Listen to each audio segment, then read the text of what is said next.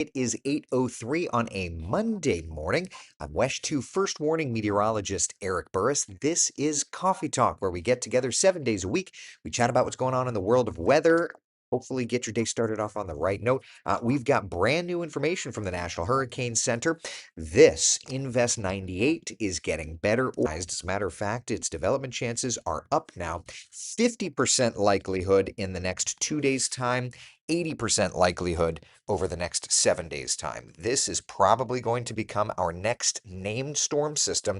And if it does, Melissa, by the way, is the next name. Now, of course, as I'm coming on the air, I'm like, oh, that data just came down from the National Hurricane Center, and I did not tell our web folks. So walk with me into the newsroom real fast so that we can update that. Just 1 second. New update from the Hurricane Center came down. It's the development chances for Invest 98 are up. So the graphic is updated on that website for you. Thank you. All right. Good morning. Of course. All right. Hi, Coffee Talk. All right. Now back to you. I just had to go into the temporary newsroom and let them know. So anyway, all right, back to the data. So essentially, overnight, satellite data scanned, and every few hours or so, we get a WindSat pass.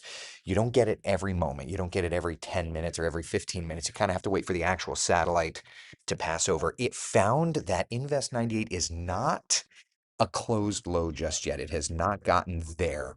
So because of that, there was no upgrade, right? But we do see that satellite presentation looking better and better and better. Let's look at that satellite presentation. It's very clearly trying to get its act together. So that's why the Hurricane Center upped the initial intensification parameters for, again, the 2-day time frame. It was 30%, now it's 50%, and I certainly expect that number to continue to go up. Now, that said, let's look at the intensity models because yesterday there were a few models that were wanting to bring this to a hurricane. The general consensus seems to be that this should become a hurricane, and as a matter of fact, one of the models is actually trying to go bonkers, bringing this up to like a Cat 4, Cat 5. I just want to click and see what model is that. Hold on a second. Let me open up this graphic in the edit mode. I'm just curious. While we're sitting here, what model is that? Which, let's see, where are you? That. HFBI. Now to go Google what the HFBI model is. Anyway, where do the models take it, right? This is where we get into some of the difficulty of forecasting the tropics, right? Let's start with the GFS and just kind of see where we're at, okay? And it develops it. Now, before I go too deep, I just want to stop and let's look at the timestamp on the top right corner of the screen here. So this is Tuesday, the 21st. This is tomorrow morning, right now at 8 o'clock in the morning, right? All right, let's go through time. That's Wednesday morning. That's Thursday morning, getting in around Hispaniola. That's Friday morning, leaving Hispaniola. That's Saturday morning, still very near Hispaniola. That's Sunday morning, finally starting to pull away from Hispaniola. That's Monday morning, not really moving much from Hispaniola. Then on Tuesday into Wednesday, it's pulling away. If that plays out, we are talking about a significant, significant rain event to the Dominican Republic and Haiti, like the kind of which that causes. I have to think of the words here that causes true struggle with folks that live there. Okay. So yeah, not a good thing. Not a good thing. Okay. So that's the GFS. Now we'll get back to that in a minute. Extreme rainfall is one way to put it. I'm just trying to say like a struggle, like the people that live there, if that plays out, that would be a genuine struggle. All right, let's look at the European mudslides. Absolutely. Landslides. There's significant terrain there. All right, here's the European developing it, developing it. Notice it gets stuck very near Jamaica, very near the Dominican Republic and Haiti, right? And that's all the way through 144 hours out. Let's go to the 0Z, which will go further out, kind of develops and then recurves and stays away. Now, I've had a few people ask, like, how does it get all the way past Jamaica and then recurve and not come to Florida? I've had a lot of people asking this, and we're going to get into more model data, but I do want to talk a little bit about the overall kind of synopsis, what's going on atmospherically that would cause this to happen. So this is the European model that you just saw, but I wanted to just draw a couple things on it, and I'm going to use the weather computer, the pretty TV graphics weather computer. While that area of low pressure is trying to escape, we've got a massive cold front diving down. If you've watched Coffee Talk for a while, you knew that there was going to be a massive cold front coming around Halloween way before we were tracking anything tropically because we look long range, and that's one of the things that we've been seeing, right? Okay, so cold front, by the time that these two play out together, you're going to end up having that cold front literally blocking the pathway. Okay, so let's do this. Upper air moisture. Yeah. But instead of, I don't want a four panel. Just looking. Yeah. All right. So this is kind of the, yeah, this is, so here's another way to look at it, right? So we've got this massive push of dry air that's just going to cause right there. You see that? That's such a cool way to visualize it. That is such a cool way to visualize it. That's something, isn't it? So essentially, there's the dry air. And it's a big blocking mechanism, right? That's something. The dry air gets in and just shoves it, does not let it get anywhere near us. At least that's the Europeans' perspective of things, right? But the dynamic of what the European is calling for is absolutely the overall idea. So we've been watching this front for a while. We know that this front is probably going to be marching its way in. Strength questions on the front still are there. Strength questions on Invest 98 are still there. We don't have it dialed in just yet. Priscilla's asking, we're not to the 540 yet. We're not to that time of year just yet. But you know, we're getting to the point where we're starting to see how this is going to play out. And for me, that's a really, really good indicator. So it either misses the front completely and goes west and kind of falls apart, or it recurves hard and strong and goes away from us. And if that's the case, that's good for us. Now, certainly, I still have concern for the Dominican Republic and Haiti. I really do, because what we really don't want is a massive, massive rain event for them, right? Truth be told, my money is on the low front for the win. The cold front, Cheryl Brown on YouTube. I mean, I would much rather be watching that cold front than a tropical anything. But at least, at least now we're starting to dial this in and starting to figure it out. Marie on Twitter says, "Thank God, thank you, Eric." Of course, of course. What types of temps are we looking at for the cold front? Yeah, Ashley, we'll look at that in a couple seconds. But I wanted to get back to the analysis mode here and just look, because I've got a couple of minutes before it gets chaotic here. So I wanted to continue. GFS ensembles. All right, let's look at the GFS ensembles together. All right. Development, and most of these lows, if not all these lows, are east of us. Yeah, yeah. Loving what I'm seeing there. Love that. All right, so that's the GFS ensemble. Let's re-rack this. Let's look at the European ensemble. So that's as far out as that goes. Oh, I need to go one run back because that's as far as the 6C goes. Yeah. Now the euro is it takes it much further west, thus it recurves a bit closer to Florida. But you notice, even still, basically all of their lows just about miss Florida. So it is it completely 100% going to be missing Florida? No, we're not there yet. But my confidence is starting to tick up. I'm seeing consistency in the models, both in terms of the the progression of this cold front and the ensemble members. So we're not completely out of the woods yet, but I like what I'm seeing. Thank you. I like it. Is it perfectly set? No, we're not perfectly set. But the trends are looking good there. All right. All right, let me put this protein shake in the refrigerator for this weather hit. We'll do that. We'll do that. All right. Is Halloween going to be raining? Well, so I think that's probably going to be the next step that we'll have to do here is we're going to have to hold on a second. Let me get this set up. The next step is probably going to be let's look at the cold front and let's just get an idea of what the models are saying for the cold front, right? That's probably what we should do. Friends are our friends, Murray. You're right. All right, hold. Things like non-perishable food, toiletries, baby supplies, and even $10 gift cards for people impacted by the government shutdown. The airport says the response has been strong, and they're hoping the momentum continues throughout the week. Now, that donation drive runs daily from 9 a.m. to 2 p.m. until October 24th. Again, just outside of Terminal C departures, and also starts today at Orlando Executive Airport. The city of DeLand's getting ready to decide how to move forward with proposed tiny home communities.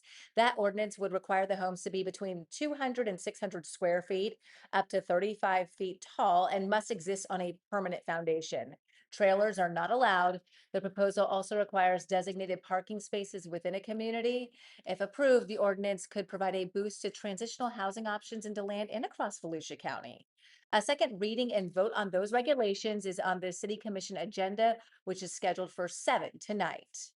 Well, right now at 8:15, you are taking a live look from Port Canaveral. Listen to this. AAA predicts it's about to get a lot busier next year because it's going to be the fourth straight year of record cruise passengers, with nearly 22 million people projected to set sail. Port Canaveral and Miami remain the busiest cruise ports in the world.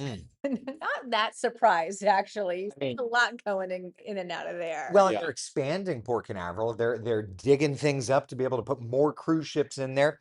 What an exciting time of year. Why wouldn't You you want know, to be here, especially this time of year? Yeah, I used to work on cruise ships back in the day, so Miami wasn't as big as what it is now. Yep. But when I drove by there the other day and I was counting all the cruise ships, I said, "Oh my goodness." They were also a lot bigger than when you were serving on Yeah, I think maybe like 75,000 tons. Now they're up to like 180, nearly there. 200,000. I like this is how you could tell that he's a nerd about it because he didn't talk about passengers. He's I like, know, well, I was the like, gross tonnage, the keel Oh, was this far down. yeah.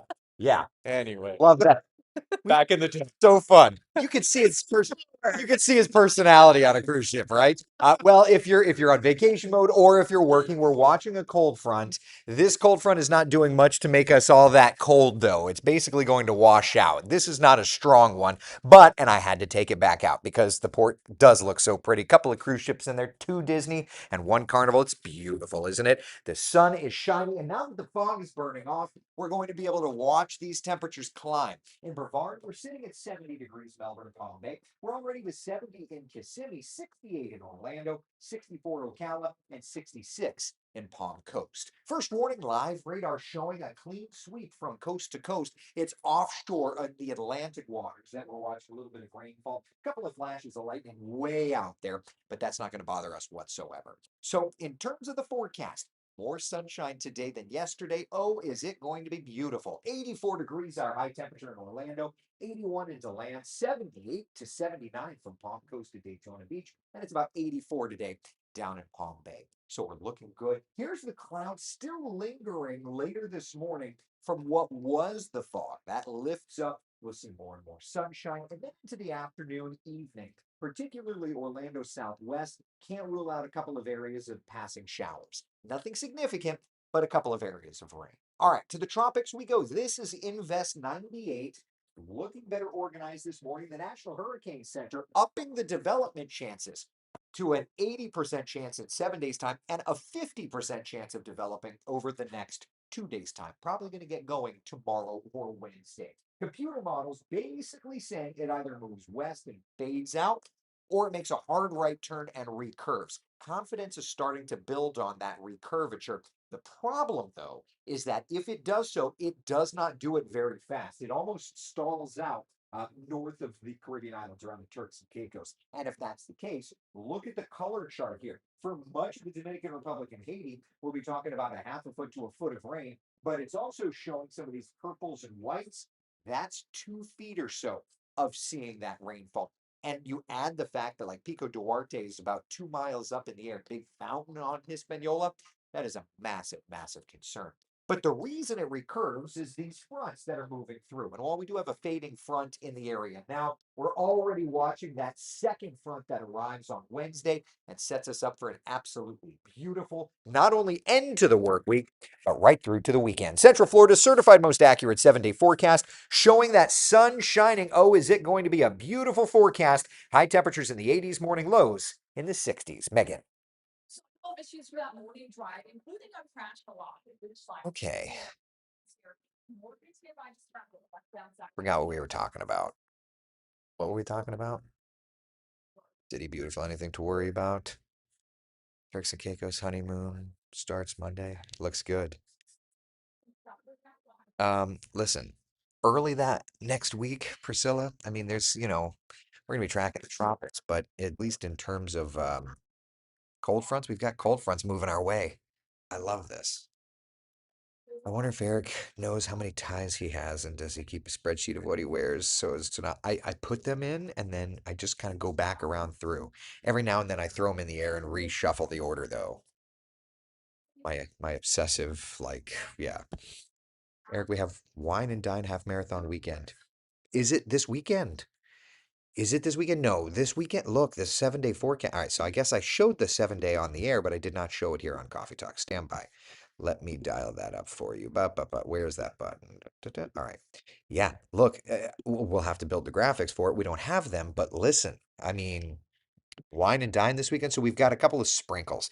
It's not looking to be bad at all. Hey, we've got the Disney half. We've got Wine and Dine this weekend, y'all.